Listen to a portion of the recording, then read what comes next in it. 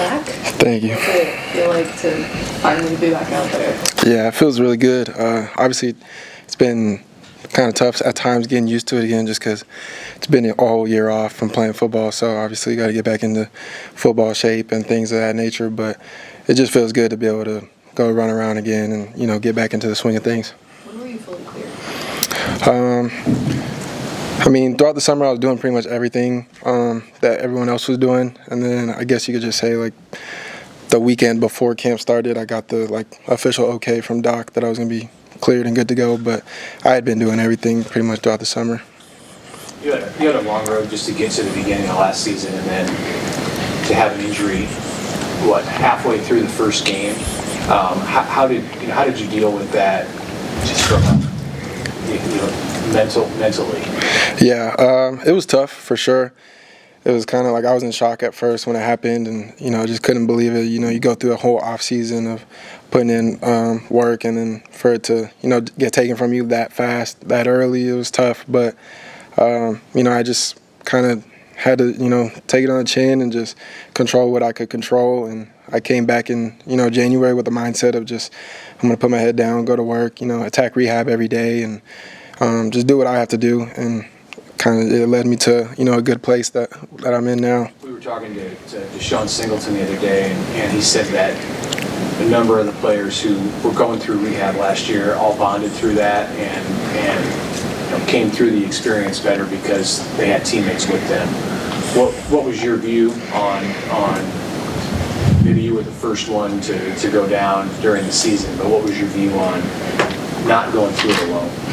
Yeah, it's obviously unfortunate to have injuries in general. I hated to even see the guys after me go down, but obviously that did bring us a lot closer. And when I went down, everybody was real supportive with me and, let me know that I wasn't in it, by myself and stuff like that. But when the other guys went down, like you said, it did create, a strong bond between even just us injured guys because we're, at times a little bit secluded from, the normal routine of things because we got to handle our business with rehab and things of that nature. So, yeah, we definitely got a lot closer and, created a different type of bond. And, you catch yourself hanging out with people that, you normally maybe didn't hang out with that often. So, it was good.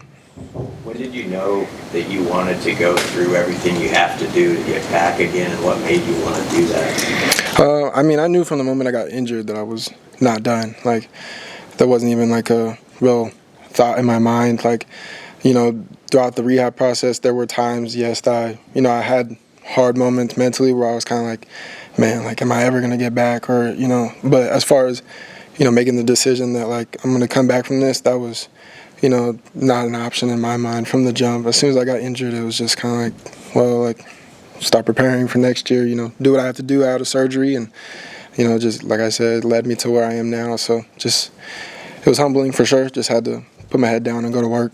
Isaiah, you've worked with a lot of different quarterbacks here, Casey Thompson, Shepard Purdy, Heinrich Carver, Jeff Sims. What jumps out about Dylan Raiola as you had a chance to work with him? Yeah, he's just really mature, for his age. He's a young guy, obviously, but, he's, way ahead of his time, in my opinion. Football IQ is, excellent. It's just, he's real natural. It's not like he's, really forcing things out there on the field. And, he prepares, he puts the work in beforehand. And, it's just, he goes out there and you could tell that he has a sense of confidence, from the time he steps on the field. And he just wants to go ball. Have you been a part of a receiver room that you felt stacked up to this one as far as talent and depth and competitiveness maybe? I would say that this is probably the most talented room that I've been a part of, and depth, like you said.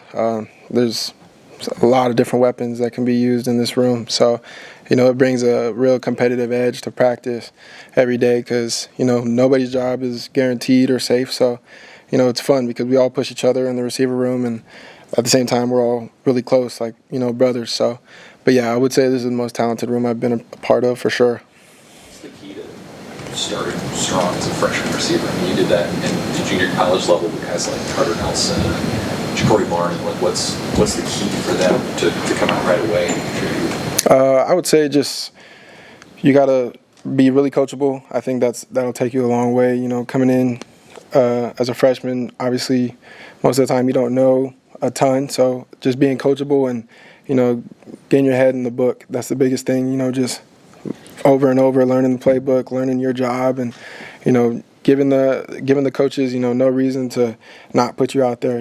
Effort kind of stands out. That's the biggest thing that I would also say is, just going out there and giving it 110% each play. That's going to stand out for sure as a true freshman. Every day. It's real competitive with those young guys. It's, obviously every day we all have things to work on and fix, but everybody comes out, 100% trying to, compete and they play like they want to start. So it's real good to see. What have you learned about Nebraska fans in the 2-3 years that you've been here, and just their loyalty and willingness to stick with you guys through what's been some tough times recently? Yeah, I think you said it right there. Just the loyalty, that's the biggest thing that jumped out to me. I could tell when I was first getting recruited here, like, it was a real big, loyal fan base, but, it takes a little bit to actually see it and witness it. And, since over the time that I've been here, it's unbelievable, honestly, how, loyal they are and they will stick beside us, no matter the circumstances. So, it's great to have that because, at times where we may feel down as players or, things of that nature, it's good to know that we have a fan base that still, sticks up for us and stuff like that. So. Does it factor at all in your motivation to win, to give them a reward? Yeah, I think the biggest focus, like, no disrespect to any of the fans, but, like, we definitely focus on us and, what we have to do as a team to win. But, they do, key in as a big, motivational factor come game days and stuff like that. When you go out to the stadium and you see, 90,000 people in red out there, it gives you the butterflies. You get hype, you have a whole sea of red behind you. So, yeah, they definitely, factor in as a motivational factor for sure. You guys are about a week and a half into camp. Can you describe, the progress that's been made over these 9 practices you've had? Can you even identify what that improvement has been? Yeah, it's been, progress every day. I feel like we definitely have made jumps just from, like, last year from, what I've seen. And, like, I feel like we're definitely, like, ahead of where we were last year. So it's just one of those things every day. We're just trying to get one better, like we say, and it's just a competitive team, a competitive practice day in and day out. So, we don't like to look back too much and, see necessarily how far we've come, but, like, we just know every day when we come to practice that let's make that practice our best practice so far. Coach McGuire, I think, said you did 22 reps of 225. Is he right on that? It was 20, yeah. How much have you progressed just like in the weight rooms since you've been here and just where you're at with that? Yeah, I think when I first transferred here, I was maybe 180 to 185. And then just even last year at the start of the season, going into Minnesota, I was about 187, 188. And then after this offseason, I ended up gaining about 10, 11 pounds of muscle, sitting at 198.